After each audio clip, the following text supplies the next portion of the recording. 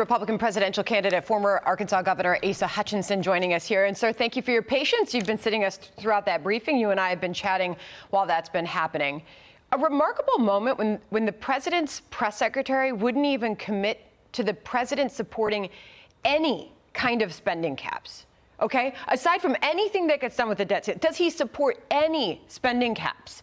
That was very telling. It was extraordinary, and I did sit there and listen to this White House briefing, which was not any new information, but to have a hard line is unreasonable in these circumstances.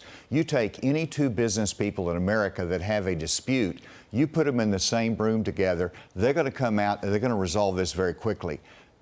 All we need is a framework as to how to reduce federal spending in the future, which is an extraordinary national challenge for us.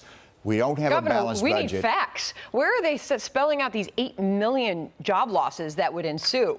Where is it? Where's the economic team? That's my question. We're listening to Karine Jean-Pierre, and she's obviously just trying to do her job. But isn't this an urgent moment where the president's economic team should be up at that podium taking questions? It's an urgent moment, and it's also something that is resolvable. The White House has made a decision. They want to use this as a political wedge point. They want to divide. They want to name call MAGA Republicans and put the blame there. And whereas all it takes is a framework as to how we're going to reduce this. This is something that is resolvable. The United States cannot default on its debt. Everyone knows that. We cannot do that. The Republican plan does not default on the debt. No, they have a plan in which they have presented how they would extend the debt and how they would provide a budget that would reduce spending in the future.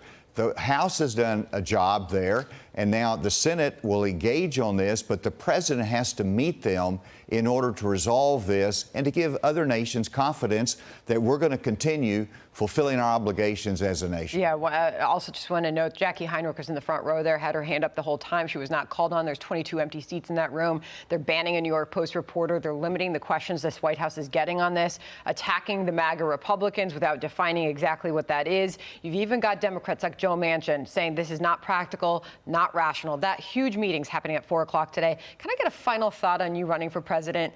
It's a long shot. What's your plan here? Well, how do you win? Well, you avoid distractions and keep your eye on the ball, which is the problems that Americans face, whether it's the extraordinary border security issues and the influx that we're going to see in the coming days when Title 42 is lifted.